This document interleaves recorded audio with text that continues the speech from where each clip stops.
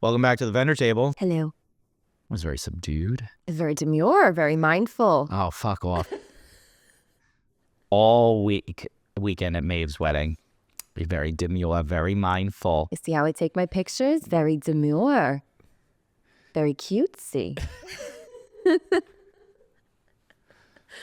Oh, that was one of my highlights of 20. I actually really enjoyed that little clip that that Natty put together. Natty put together for you. I thought that was really cute. Oh, shout out to Natty. I adored her. She's a sweetheart. I cannot sing her praises enough, and I wasn't even working with her. I just enjoyed her presence. Well, she fangirled over you. Yeah, but I fangirled over her too. Like, did you see what she was wearing? She wore a pink blazer. Like, of course that was going to appeal to me. Yeah, she Did she do that on purpose? I don't know. Did she know? She rocked that out though. Shout out to Natty. Mound Designs by Natty. Yes. And such a great content creator. She worked with me on Maeve's wedding. And she was so great to work with. And listen, we love our content creaters here. Love them. At the vendor table. We worked with a lot this year. I did. I worked with an amazing content creator, Paola, a couple weeks, last week. Okay. We worked with Erica from Empire Content. She was great at the wedding a few weeks ago as well. She crushed it. God, I've worked with Sam at So Bridal. I worked with her this year. We worked with so many great content creators. We got to shout out Emily, who was on the show. Maybe was a content creator. We have so many content creators that we worked with throughout. And they were all amazing. So honestly, I think so this episode's really recapping and 2024. Let's just talk about how the content creators that we worked with also helped us. Mm-hmm. Because they did. They were super helpful on the day of, but also sent us content without even being prompted. They were so nice. So nice. And it's stuff that we can use to promote ourselves without even asking for it. That's so nice. Yeah. So I think everybody that was hating on content creators need to check themselves real quick. Just one bad experience with one person should not dictate how you feel about an entire niche of people. Yeah. I've worked with shitty videographers. I don't think all videographers are shitty. I've worked with shitty photographers. Yeah. So there you go. Okay. I've worked with shitty planners. Mm-hmm. Okay. It doesn't mean I think all planners are shitty. No, because we love planners. Dude, I love my planners. I love all my planners. You guys are phenomenal. We've all worked with shitty fucking vendors in this industry. It shouldn't dictate your entire experience working with them just because you work with somebody shitty. All right. And, to my content creator friends out there, okay, just because you work with a shitty photographer or you're a shitty videographer or something like that doesn't mean they're all shitty. All the content creators we mentioned, said how much they had fun working with us and stuff like that. Because it's called being a team player. It's crazy the amount of content creators who have come to me and been so grateful for the way that we've treated them. Yeah. Because some photographer, and listen, usually a male whose head is so far up his own ass that he just can't play nice in the sandbox. Pushing people out of the way or calling them names. What is your fucking problem? You're not a celebrity. You're a wedding photographer. Yeah. Chill. Yeah. Check your ego at the door. Check it. So content creator friends, we love you. We hope you had a successful 2024. Hope you're making that bag. Yeah. Fuck yeah. Keep grinding, baby. And I think with 2025, the need for content creators is going to be ever more. I also think with wedding videography, you're going to start to see a shift into more cinematic, into more you're going to see I think personally, okay, here's my take here. I think we saw a downtrend with wedding videography this past year. A lot of wedding videographers were reporting to us that they were slow on bookings, not a lot of bookings, and there wasn't a lot of demand, and they kind of shifted the blame towards that on content creation and how that's coming about and people getting their content quicker. So I don't think that I think they're right in that regard, that I think content creation did affect the market, and it did. Well, because it brought something new. Yes, exactly. So I think the videographers that maybe are more budget friendly, you're going to start to see them either have to increase their prices or increase their product output. Their quality. Their quality of product. So I think what I saw is the high-end luxury cinematographer, like, I don't think they're going to be anything, like, I don't think they're going anywhere in terms of their style. I think the bookings might be slow, and they might be slow right now because it's also, we had the wedding gap. It was an election year, people were unsure about what they're booking, things like that. So I think we'll start to see like a little bit more of an increase for 2025. But at the same point, I think wedding videographers probably have to, start evaluating their business in terms of making a better product or adding something that might be a little different. A new add-on. Yeah. Maybe offering content creation as an option. I saw a lot of them doing that. Which is fine. Maybe it's not something that you wanted to do, but money's money, you guys. And that's just kind of like the nature of being a small business owner. Have to adapt. I also think like content creation has now given couples who may have not been able to afford a videographer an option. So they never could have a videographer in the first place. They didn't have it in the budget, but now they have something. Yeah. So maybe you're seeing a lot more content creation from couples who could have never afforded you in the first place. Yeah. And that's probably why you're feeling this sense of like content creators are coming and taking our jobs. It's not the case. No, they're just, honestly, I think they're taking jobs that weren't there. Right. Or like maybe they were taking leads away because now people are shying away from like inquiring with a videographer because they're just out of reach in terms of price. And that content creator fills that void of like that lower priced, lower ticket item. And content creators can be expensive, but at the same point, they're not like breaking the bank kind of expensive unless you're hiring somebody and flying them all over the place. You also have to look at videographers who have been doing this for a really long time who haven't changed anything about their style. Like the traditional wedding video is not going to exist anymore. No. It's going to be a either very cinematic piece of film. Yeah. Like what AJ does, like what Fiore Films does, or you're going to have the documentary like videographers that create a feeling. Yeah. Motion, mood, like fleeting moments and things like that. Nostalgia, using handy cams, camcorders, Super 8, things like that. So that's just the nature of progressing in the industry. Yeah, like the expression "adapt or die" applies to everybody. I think who knows if one day wedding photography will ever be, considered obsolete. I don't think so, because I think people still value the still image for as long as, really, as long as photography's been around, there's been a need for taking a still image of something, whether it's an event, a moment, something like that. So I think with weddings, there'll always be a need for a wedding photographer, at least in this time, in this world, until that starts to shift where we have robots taking fucking photos for us. But like, Haley Paige said this to us, like, with AI and things like that, but like, who controls that robot? Who controls that AI program? Maybe we'll just have a robot go out and shoot like 150 weddings for us, like one day, and have it edit for us, but we control that. Who the fuck knows? I don't think that will happen in our lifetime. I don't think that will, but maybe my kids. Who knows? Who knows? But recapping 2024. We talked about a lot. We talked about trends. We talked about things that happened. We talked about fun moments and stuff like that. What did we see? What we loved? What we hated in this incredible season? This was a great season. It's a really good season. It was a really good season. I thought it was like a really fun, really amazing season. Something I love this year that I saw more and more and more. So mother-daughter dances are just so beautiful. I think normalize them, make them something. I've also seen 2 bouquet dedications to the mothers. Love it. Love it. Like, because they felt like their mother had such a huge impact. They didn't want to leave mom out. So they did something during the reception to include mom, whether it be a dance or a bouquet dedication for everybody to see. So it was, really enjoyed that. Yeah, I had a couple of mother-daughter dances, a couple of bouquet bouquet dedications. I had a lot of that this year.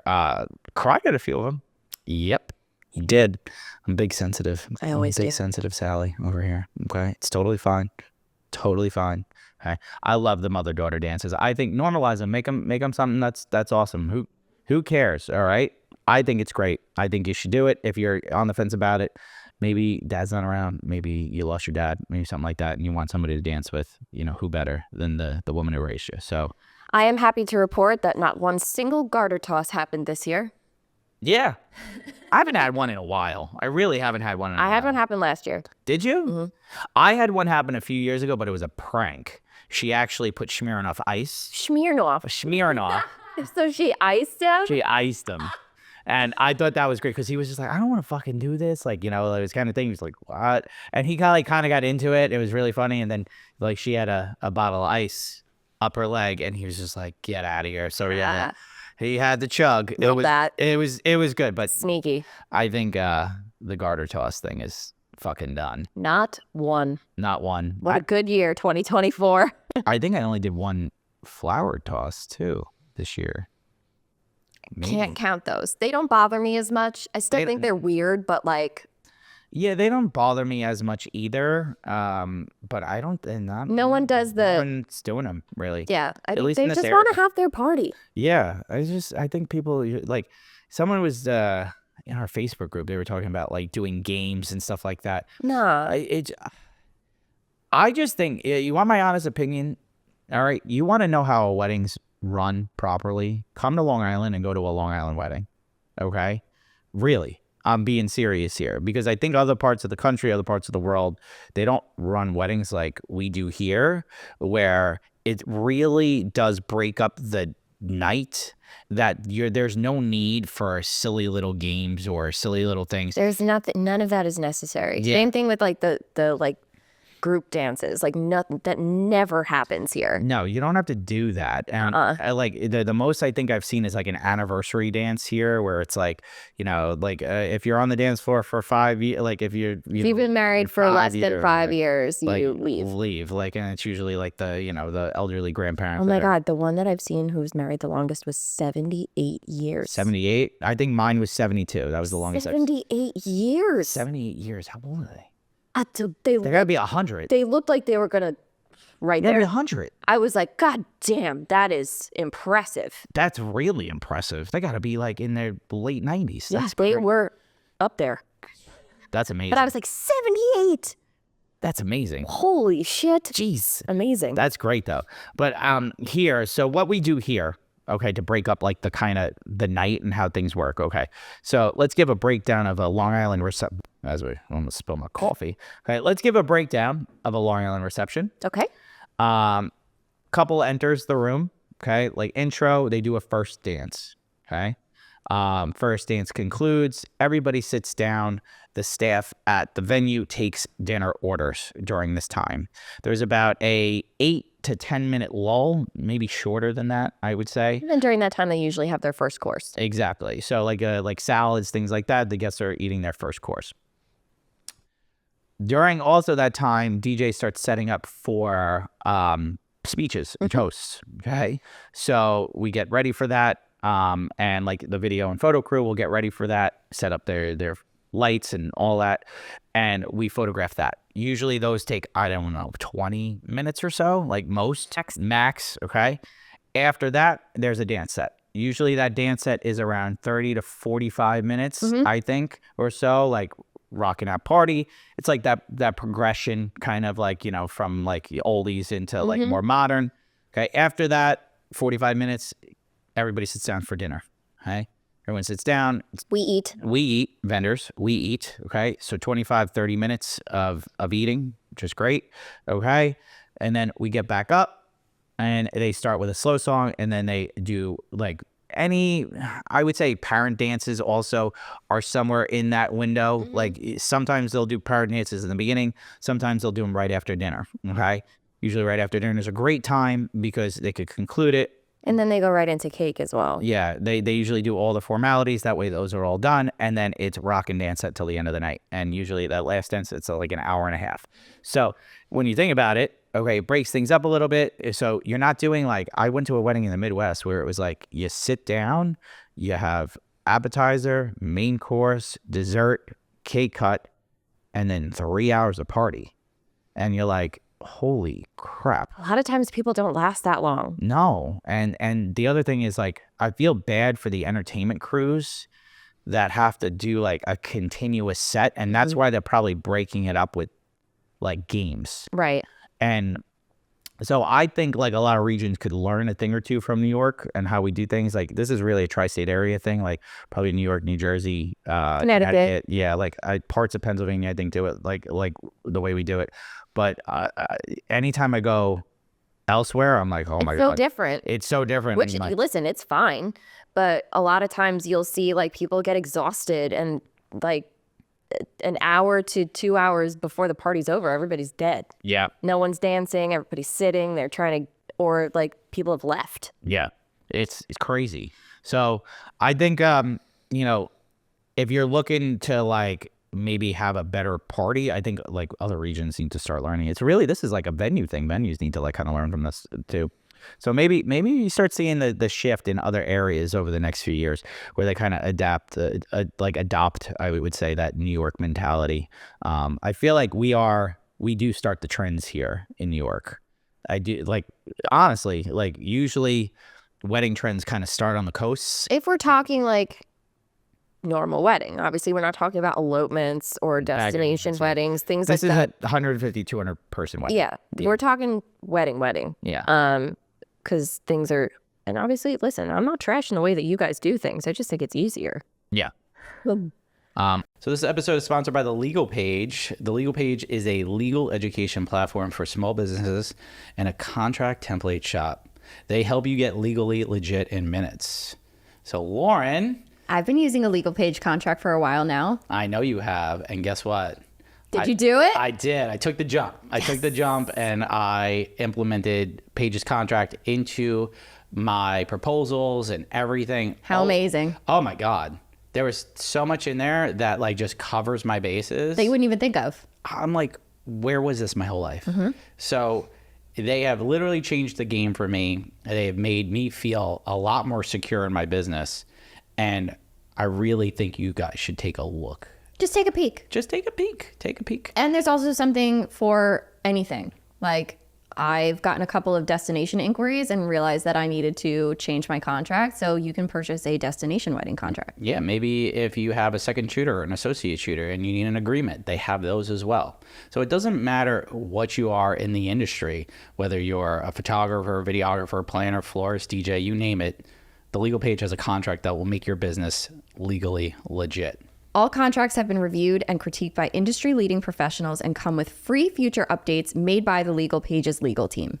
And I don't know if you guys know this, but Paige is a retired wedding and family photographer, as well as an attorney. So she has a very unique perspective and expertise when it comes to photography contracts. They offer education through blog posts, podcast episodes, YouTube channel, pretty much you name it. The whole nine.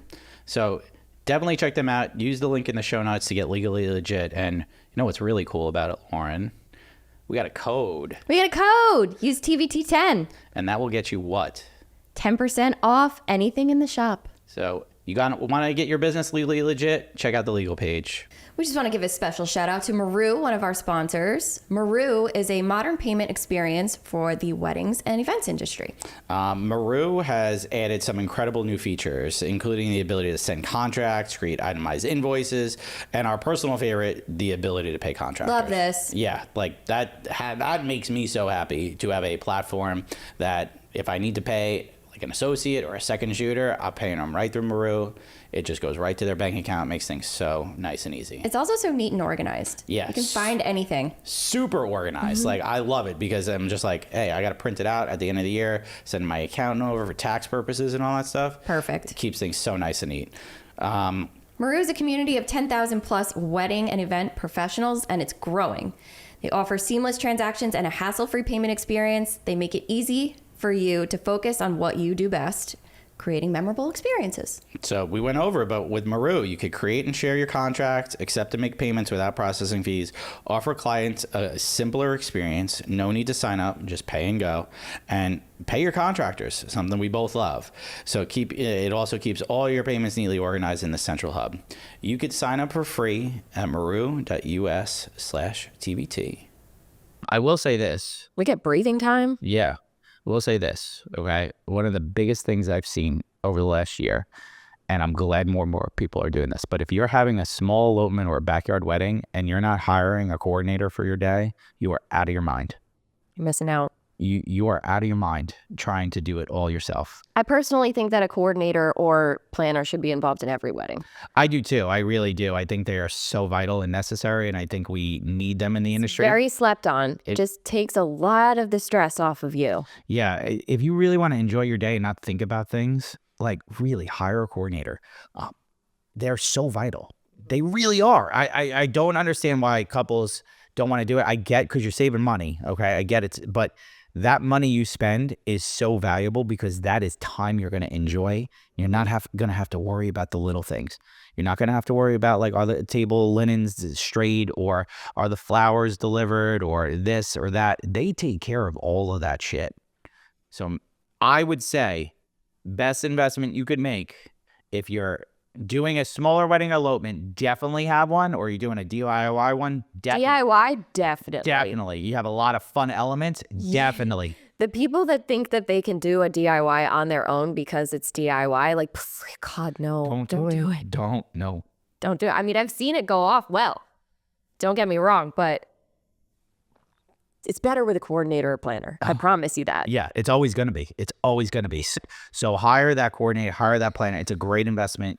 Trust us on this one. So make sure you do that. So I saw that. That was a big trend that I saw this year, that I would say 6, maybe 7 out of 10 of my weddings this year had a coordinator, which I loved because I love my coordinator friends. Like, I had more coordinators than I had planners. Yeah, same.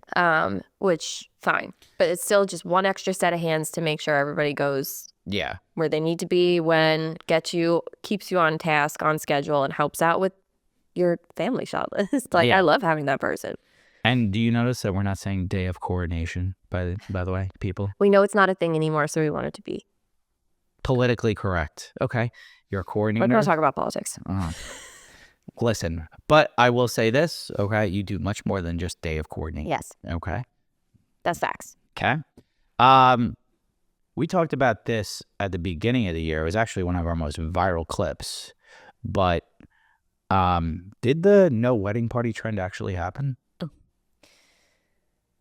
We either had enormous bridal parties, wedding parties, or no wedding party.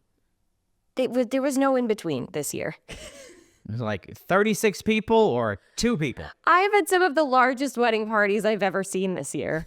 And so I think maybe we were wrong on this one, but also not, because it was one extreme or the other. Like, I had it was maid of honors and best mans, or I had a 35-person bridal party. Yeah, I was like, what the hell happened? So that prediction was totally off. That wasn't even our prediction. That was not. That was like, it was like, did not happen for me. No. It was like Lauren said, like, I think the average number for me was like 16. It's a lot. Like 16 this year, which You know I was what's like, great? that's bigger than normal. You know what's great? 6 and 6. 6 and 6, I think, is the perfect number. Perfect number. Symmetrical, look great. You could sit people down for like, the formal shots and You're stuff. still a group, but you're not gigantic. You're not sparse either. Yeah. It just looks, even when you're in a straight line, it looks nice. I think straight line still looks good, but you could stagger people. Looks good walking. Yeah. You don't have to take a super wide shot where everybody's like this big. Yeah. I think 6 and 6 is the perfect number for a wedding party. Full. Yeah, it really is. So my magic number. It's mine too. It's mine too. A lot of people ask me, like, what's the magic number? 6 and 6. 6 and 6, 100%. Like, so if you're looking to do wedding party size and you're like, what's the perfect one? 6 and 6. 6 and 6, baby. Someone's gonna argue us without that. Oh yeah. Actually, 4 and 4 is the best. And I'm like, 4 and 4. No, I like 8 and 8. 8 and 8's so perfect. And no kids. No kids at weddings. No kids. Don't fucking do kids at weddings. Oh my God. We both have children. We have said this multiple times. But kids at weddings suck. They suck, man. They suck. My kids at a wedding. They were the ring bearer and flower girl at a wedding. Okay. Mike's got the shakes. Legitimately. I hired a fucking babysitter to watch my kids so I can enjoy the wedding. Like, they sat in the bridal suite. So legitimately, okay, kids just add an extra element and a factor that you just can't account for. And I'm just like, I get it. You want like your niece or your nephew or something to be there, and they're so sweet and they're so cute and everything like that. Have them for the ceremony and then send them home with a babysitter. That way the parents could enjoy too. Yeah. You know? Like, and there's nothing worse than listen, you could love your kids as much as you want, but like you go to a wedding, you want to let loose, right? You want to be like, fuck them kids. And then fuck them kids. Like, there's nothing worse than seeing like one person stuck with, because it's always one parent that gets stuck with both the kids. Like if there's one or two or more, sometimes there's always one parent that gets like the Velcro child. And then you could just see the look of despair on their face because they can't fully enjoy themselves while like mom or dad or whoever is just like partying hard. They're in the background. They're like, yeah, fuck yeah. And then there's the other parent that's just like, fuck you. Yeah. So you let loose without a child this a couple weeks ago. Hell yeah. You could totally tell Lauren was childless for the day. Yep. Not a care in the world. With my lime green dress and purple shoes. Oh yeah, you were rocking it out.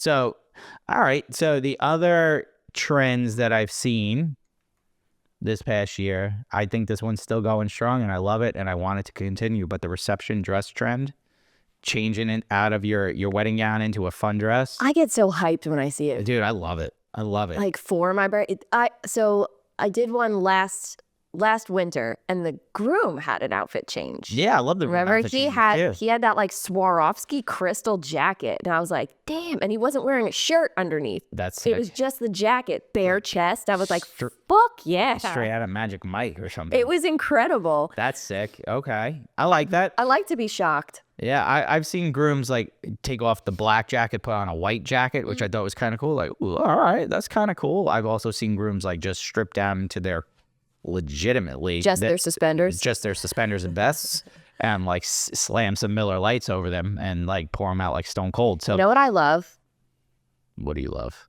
The bow tie, a draped bow tie. Oh yeah, so classy. I love it. I had a photo shoot last year. I remember this one. Yeah, my hot couple. Sarah even said, she's just like, oh my god, they're all hot. Like Sarah even said, she was just like, she's like, holy shit, that looks like a romance novel. She's like, she even said to me, my wife rarely comments on my work, rarely. When she saw those, she was like, holy shit. And my couple, Ashley and Christian, shout out, okay. My couple, like, the bride took notice, and she was just like, oh my god, like his wife commented, and like she told me on the wedding day.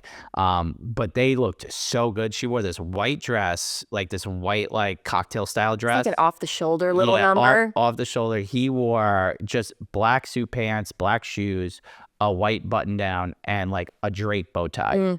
And like that was their engagement shoot, and we did it on the beach in Montauk. Yo, they looked. That'll do it. They looked There's so good. There's something about a draped bow tie, man. Woo. I love the draped bow tie. Like, so dudes, like if you're trend, yeah. Didn't one of your couples that I second shot with you, he had a clip-on bow tie and brought a draped bow tie, a regular bow tie, just to switch out, just for effect. Just for effect. It looked good too.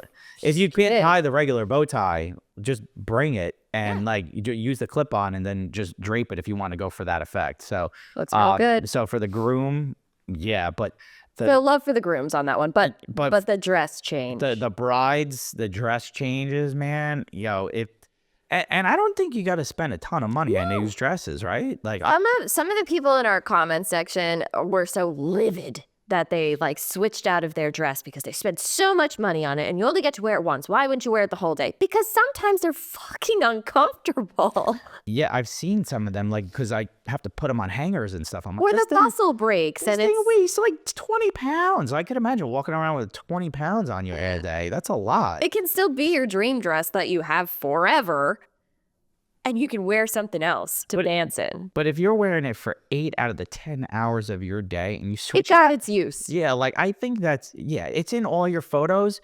If you want to switch out to a cocktail dress to like kind of party it up, cocktail dress, jumpsuit, anything, you look fucking cool. Like it's badass. I've seen custom sweatsuits. Custom sweatsuits. That's kind of cool. That was one thing I saw this year that I enjoyed because I'm a sleepy ass bitch. I love to sleep. I love to be comfortable. Sweatsuits? Fuck yeah. You're a nap queen? I am a nap queen. I actually have a shirt that says that. Do you really? I do. Nap queen. It's got Sleeping Beauty on it. Listen, but I just think you don't have to like listen to the masses and say you're only like, this is usually the parents, or the mothers. It's like, nope, you're wearing that dress all night. I bought it for you. We went to Kleinfeld's. We shopped for it. It looks so good on you. You're not changing out of it. God forbid your grandmother doesn't get to see you in that dress all night. Oh my goodness. That's my Long Island. I love my mom. She sounds just like that. I love my mom, but I'll be damned if I let that woman tell me what I can and cannot wear on my wedding day. Yeah, switch it out. All right. If you want to, you do the outfit change. No one has to know. Just do it. Do it. Fucking. That's the best part. I think 2025. That's not going anywhere. Okay. If you're a wedding pro looking to scale your business, you have got to check out the Abundance Group Mastermind. Yeah, this isn't just like any other program. It's an experience like nothing else in the wedding world. So I worked with Ashley. She's amazing. And let me tell you, she's one of the like really the most generous, genuine people I've ever met. She's built $1 million a year wedding planning company and shares her knowledge and time in a way that's truly unmatched. In the mastermind, you get unlimited daily voice coaching with Ashley. Yes, really. Access to every course she's ever created, and 2 incredible live in-person events each year. Plus, the group itself is filled with wedding vendors who are scaling, many who are over the $100,000 mark, some even hitting $500,000 plus. Jeez. That's a lot. Yeah, that's pretty damn good. This isn't just about learning. It's about being part of a community that gets it and pushes you to grow, really. So if you're serious about scaling your business, all right, you want to take it to the next level, you got to check this out. What's great for TVT listeners is that we have a special link that allows you to skip the wait list. So check out the link in the show notes for more info. Let me ask you this. Okay, ask me. Another trend that we saw, that we talked about, that we actually had like quite a discussion about, very upset a lot of people, is the blurry trash trend here to stay? I don't think it is. I kind of hate myself for saying this, but I do it. I do too. I've been doing it. Fuck off. But I only do it when they're moving. Motion blur. And it's photographing the couple. Motion blur. It's nothing else. I'm not photographing details blurry. I'm not photographing like parts of the reception, obviously, because we do shutter drag and sometimes those are soft. Motion blur. Motion blur. Okay? We do it with intention. God. I still hate it. I still call it blurry trash. It's still blurry trash. It's blurry motherfucking trash. Okay? I hate it. Do I do it? Yes. Okay? I do it. You know why? Because my couples want it. Okay? There are some times I think it looks good. I've posted a few. It's actually front of my grid at some of them. Okay? I don't mind it at times. Okay? I've learned to like kind of adapt to it though and be like, all right, I see the intention behind it. Okay? But if I fuck it up, yeah, it's in the trash. Yeah. Okay. Like I have to not leaving it in there. Yeah. Like it's not like, oh, like it's art, you know, like it's not.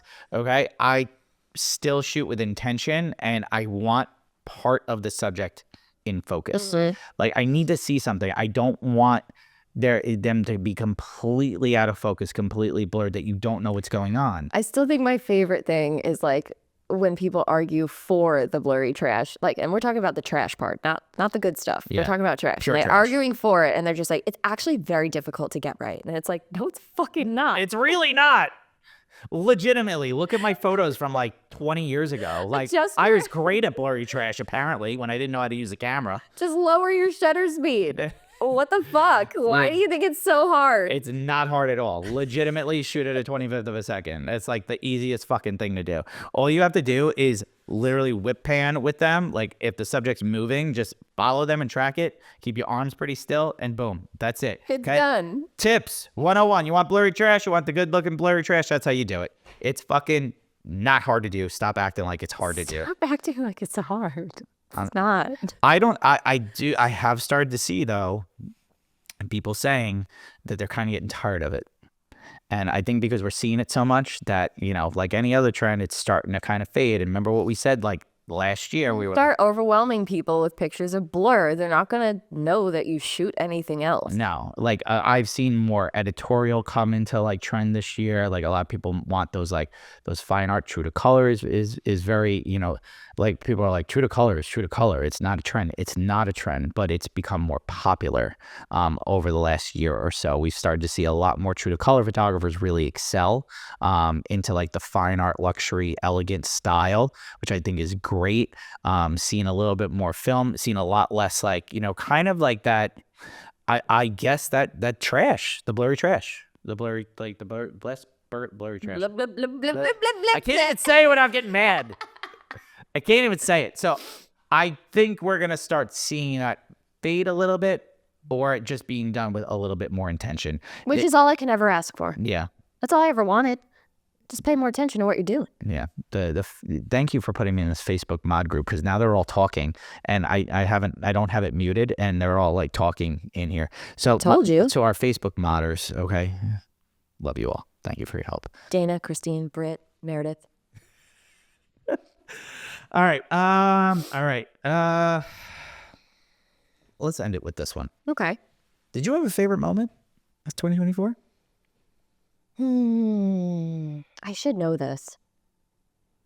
Rapid fire off the top of your head. Let's go. Okay, so I just really loved working at this particular venue. Okay. I worked at the Thompson Inn and Cider House in New Hampshire. So I drove 6 hours to this place. And I have never been treated so well at a venue before. Isn't that so nice when you're treated so well? We had what can only be described as vendor craft services. Aw, that's nice. There was a whole table of farm-to-table food, sandwiches, snacks, water, like a water in a cooler that said vendors only. That's awesome. Like really delicious, amazing food, and a whole area just for us. Okay. I had my own parking spot. Really? Photographer. There was It was marked photographer? Photographer. Wow. The video person had one. There was no videographer this day, but there was a video space and an entertainment space Really? just for the vendors. Wow. That's very nice. The manager there, also named Lauren, I mean, must be a name thing, but she was so chill and so cool. She also was doing content for the couple, so she was there. So often I could not tell that she was even there doing great. anything. She was incredible. She sent me videos. You could tell that the staff loved working there. Mm-hmm. So at one point the dance floor was kind of dead. You could see the DJ did a great job. It was just not a dancing crowd. Okay. The catering staff all went on the dance floor with the manager, and they were all dancing with the bride. Oh, that's nice. And it was just such good energy, such good vibes. The place itself was stunning. Yeah. Stunning. And the food. Food was great. Oh my God, it was That's awesome. it Love was when- so good. Love being treated well. As Even a the vendor. bar staff, like I finished. I was done technically. I stayed an extra hour just chatting to the bar staff. Yeah. That's great. When you like get along so well with like a venue, or a venue treats you right. Like, listen, like you're talking about it on this podcast right now. If other vendors have worked there and they're treated that well, like they're gonna recommend that place. They're gonna like And that's shout exactly it what a lot. General manager said to me. Lauren was basically like, we're all working together for something, for a common goal to make our couple happy. And the better the vendors feel throughout the day, the better we all work. Yeah. Like that's why we keep them fed, because we know that if they're fed, they're fueled. Yeah, 100%. Like, everybody take note. Love that. It was so nice, and I cannot sing their praises enough. So Lauren, the Thompson Inn and Cider House in New Hampshire, in Durham, New Hampshire, it was incredible. My couple, Leah and Brett, they were amazing. Absolute dream couple. The whole day was perfect, and it was just amazing. Love that for you. Yeah. Yeah. Not gonna ask me what my favorite moment was. I was just assuming that was next. Oh, okay. What was your favorite moment, Michael? Thanks, Lauren. Never mind, I don't care. Uh-huh. Well, Ireland was my favorite moment, Lauren. Ireland. Okay. Okay. Ireland. God, why are you so pissy today? Are you on your period? Our cycles match up or something. Oh my God. Ireland was my favorite moment. That was the bucket list for you. I'm really happy that you got to do that. It was mine. Shout out to Brennan and Kevin and the whole Shine and Ruggles family. Oh my God, like they were so freaking nice.